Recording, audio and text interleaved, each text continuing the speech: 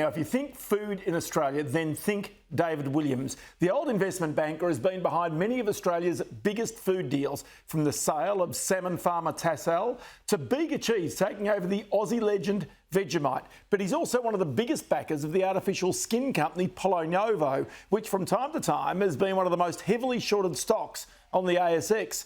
David Williams rarely speaks, but when he does, it's worth listening to. I tracked him down to talk about a host of things, starting with whether the food industry and farmers need an inquiry into supermarkets and their pricing practices. Most Australian food companies at the moment are struggling, but they're not struggling primarily because of the supermarkets. They're struggling because of the cost of freight. They're struggling because of the cost of power. They're struggling because of access to labour and the cost of labour and so forth.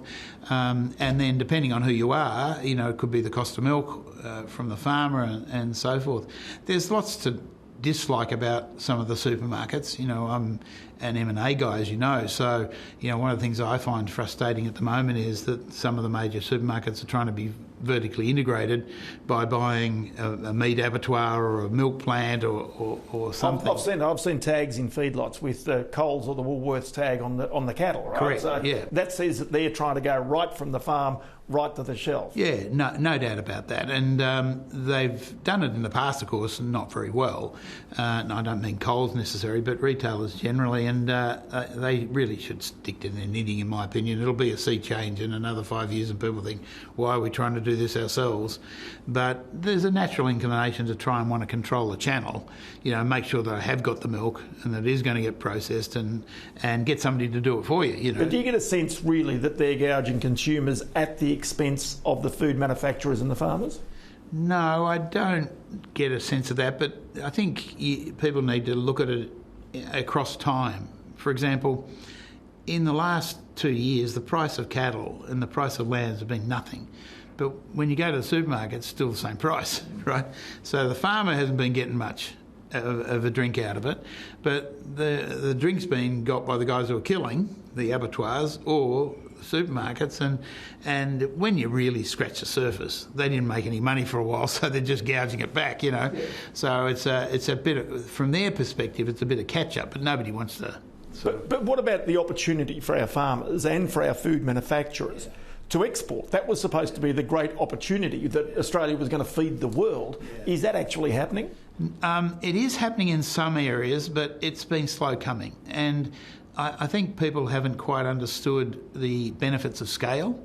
So, if I took you back 15 years and I took you to a farmer that was growing melons, Coles might have 100 melon contracts around the country, in Kununurra, in Alice, in Cairns, and they milk the demand curve quite rightly. When you get the first melon that comes out of Kununurra, and it might be, let's say, in June, you can charge $2 for it. By the time you get to December, January, February, and you take them out of the Riverina, they might be 20 cents each.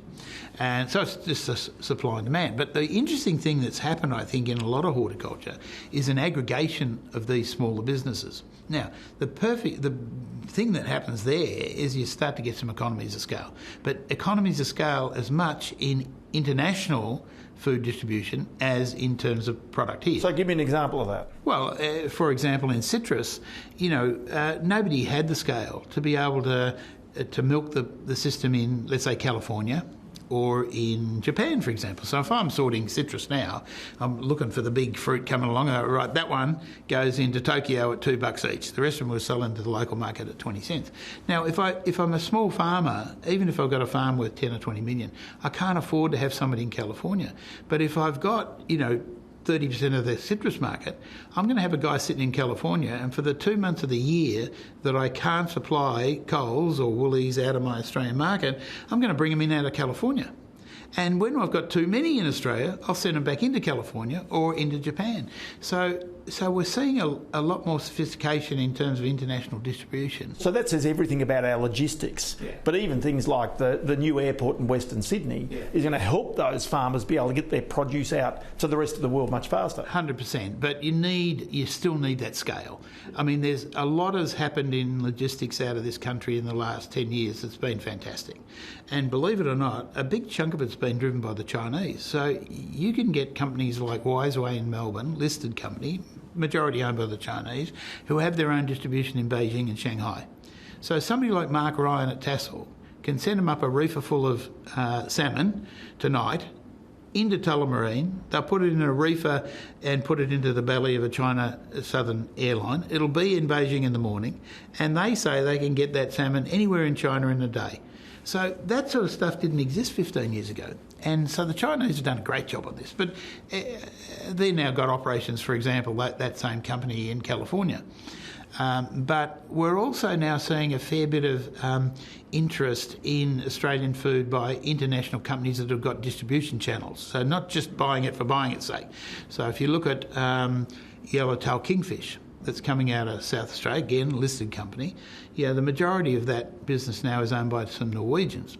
They happen to be the biggest exporter out of Norway into the US of salmon, right? So they take the yellowtail kingfish, put it in their same distribution channel, and then they're selling it to, not just for sushi, but you can't go into a restaurant in Melbourne now without seeing yellowtail kingfish, right? And the same with salmon. So you've just seen salmon being bought by the two biggest salmon companies in the country, one by JBS, who's the biggest meat company in the world, and the other by Cook's, who's probably the biggest fish company in North America out of Canada, who we advise. So there's an appetite for Australian food companies. Of course, that's also partly because the Australian dollar has been so low for such a long time. So do you sense there's more deals amongst these food companies, international companies coming in and buying these assets on the cheap? Yeah, absolutely.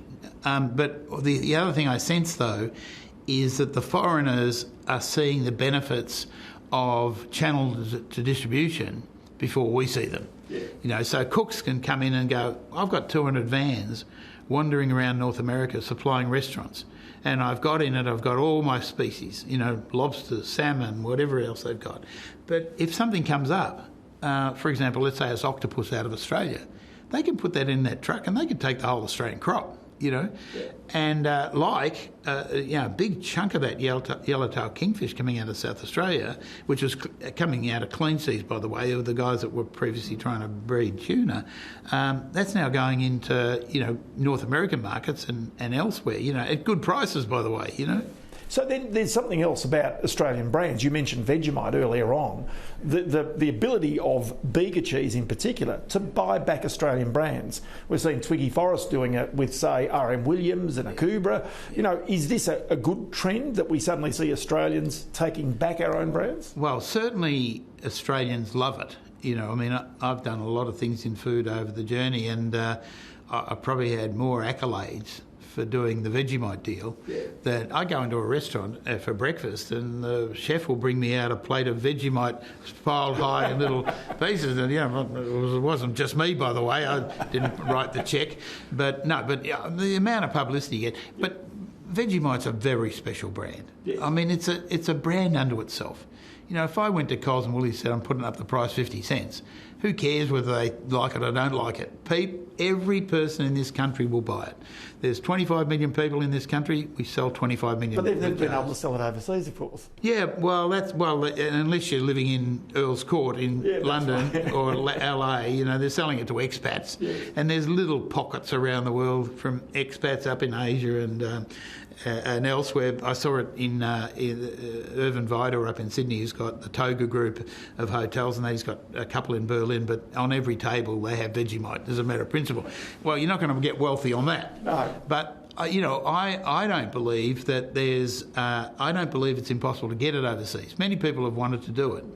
But it's a long journey. And, people said to me, for example, well, why did the Americans, because we bought it off Mondelez, why did the Americans finally decide, after 50 years, to sell Vegemite? And I said, because they finally tasted it. They hate the taste of it. Okay, therein lies the opportunity, by the way, to get it overseas. Many thanks for your time. Yeah, anytime. No problem. Thanks.